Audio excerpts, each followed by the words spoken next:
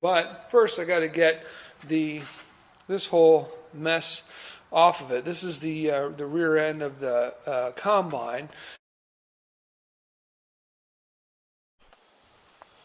Alright, so the 52 is sitting safely on the frame of the Caprice. It's on the 86 Caprice frame. It's tacked in place, but there's enough welds on it that's not going to go anywhere at this point. But I still need to do some other buttoning up and things like that. But I got a lot of stuff sitting around the shop, and I am looking forward to combining some pieces, and if nothing else, at least to mocking it up. So, right over here, if you recall, this is the straight six Chevy engine out of a combine. It's got relatively low hours on it, by my math, less than 35,000 miles. So it's in really good shape. I got a little bit of an oil leak there, which I'll have to get to. But first, I got to get this whole mess off of it. This is the rear end of the combine, and it's where the whole engine was housed up in there. And quite frankly, it's just it needs to come apart because I can't access the flywheel, and I need to get the transmission and everything attached to it. So the next step is to take off all of the bolts that would go essentially where the flywheel, right around the flywheel where the bell housing would attach to the engine. I need to disassemble that to remove this whole back section.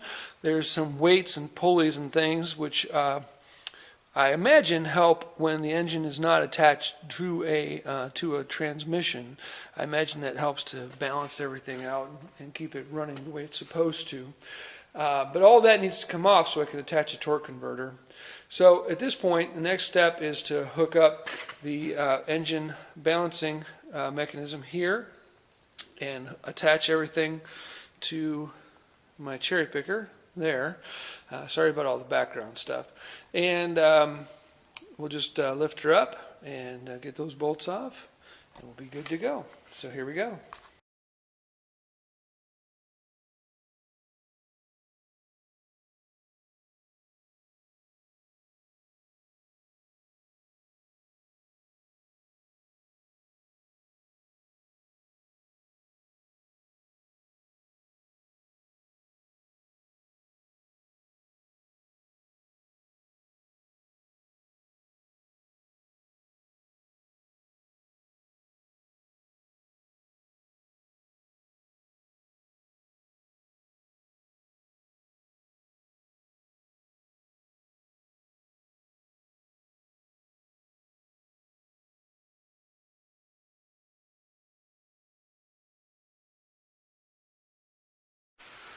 Alright, so you can see that I've got it pulled, and you can see I've got it now hanging, so it's completely supported by my cherry picker. It's level and all that.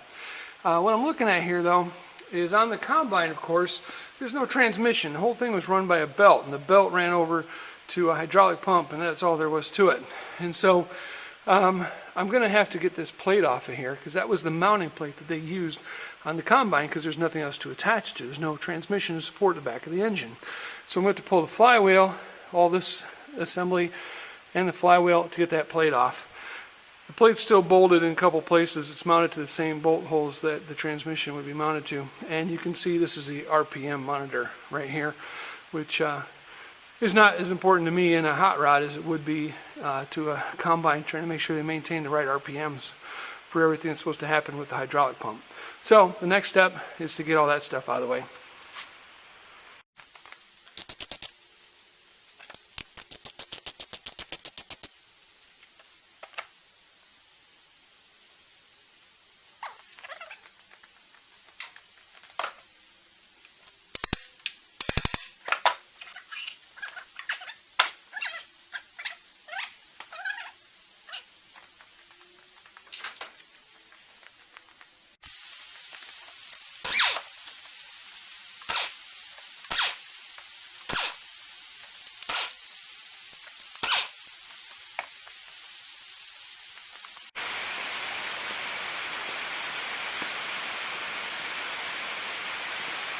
So there are lots of ways you can do this, I suppose. You can use a pry bar. I'm not crazy about pry bars, not for this purpose. I love pry bars. It's really easy to get out of control with a pry bar and pry too hard and bend things. I just ran little wedges of wood with the grain going with the wedge, and just ran those on my bandsaw, and I can just tap those under there, and it doesn't take a lot of effort to make, certainly not a lot of expense, and I can put relatively even pressure on the flywheel all the way around. And as with every video I make, there's always people out there who disagree, and of course you're welcome to. After all, those are your projects. But this is a technique that has worked well for me in the past. The trick, if you want to call it a trick, is just to keep the pressure equal all the way around, which I can see I've actually gone a little too far at the bottom. So I'm just going to tap those out, just loosen that up so I get a little more up top. I want to keep some at the bottom.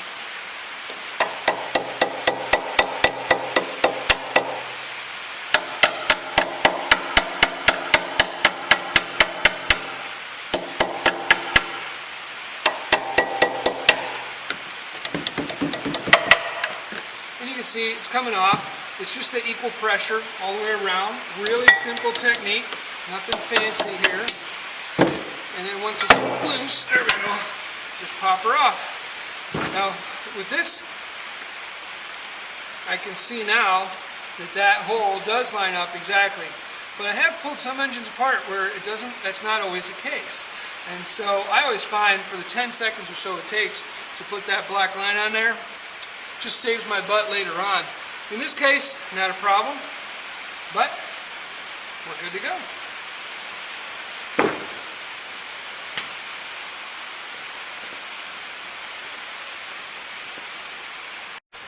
Okay, it looks like I just got one more bolt and this whole plate will come off. I hope. I've never done this before. Taking a combine engine and putting it into a vehicle. This may be a terrible mistake. We'll find out. I'm always hip to give stuff a try. Alright, right now, by everything I can find, oh, there's a bolt. See, I missed one. That's why you always want to clean stuff up. You can see that I should have cleaned that better. I don't know.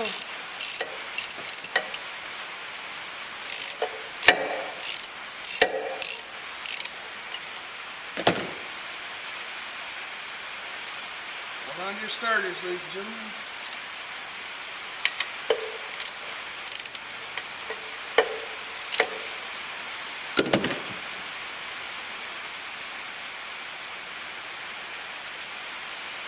It's funny. Like so many bolts, it'll turn freely for a while, but not all the way.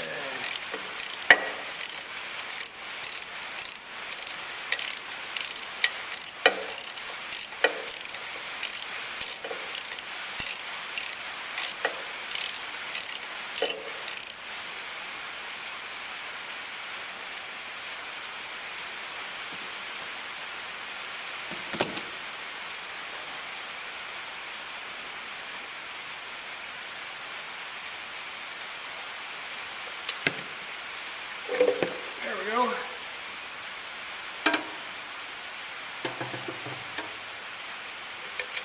right.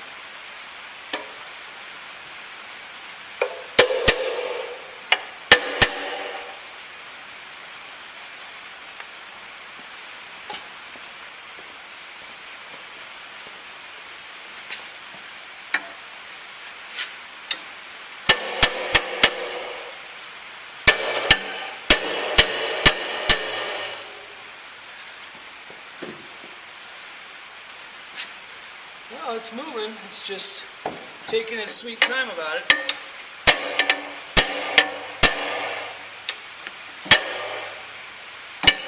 Hey!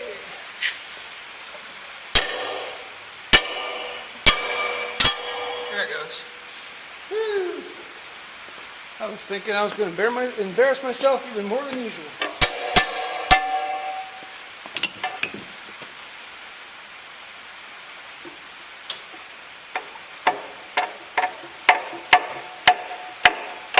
There we go. And that's the back end of an inline 6 250 Chevy. All right.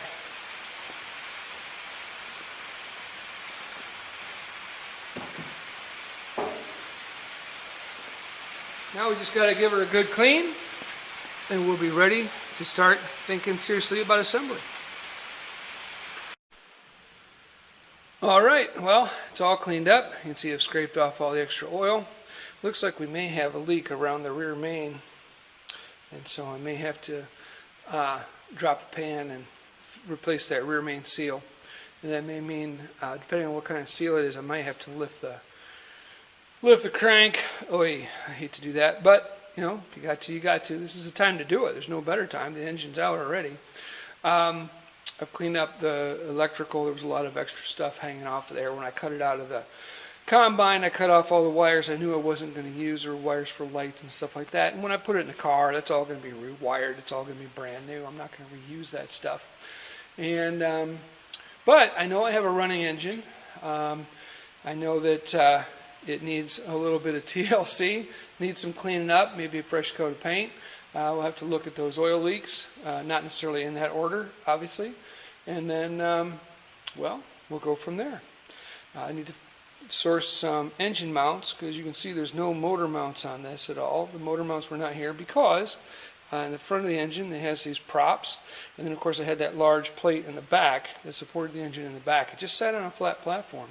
And that hose hanging off right here, this hose that you see, that one, that is actually the drain hose for the oil pan. It drains the oil out. So where it was sitting up on the combine, if you had just pulled the plug, it would have drained right on the floor. There's no room. There was about half inch to an inch of room to get a pan underneath it. There was no way you'd ever do it. So it had that really long hose that you could then just pop the end of the hose off, and it would drain all the oil out. So I have to decide how I'm going to solve that, if I'm going to just leave that. On a car, that seems like something that could very easily get in the way and cause a problem, especially since I like to have this thing low. So I'm going to figure out, do I replace the pan? Do I just cap the hose up close, right up close to the pan there? Not sure yet. We'll get there, one step at a time. But there we go, one step further than we were when we started this. Take care, guys.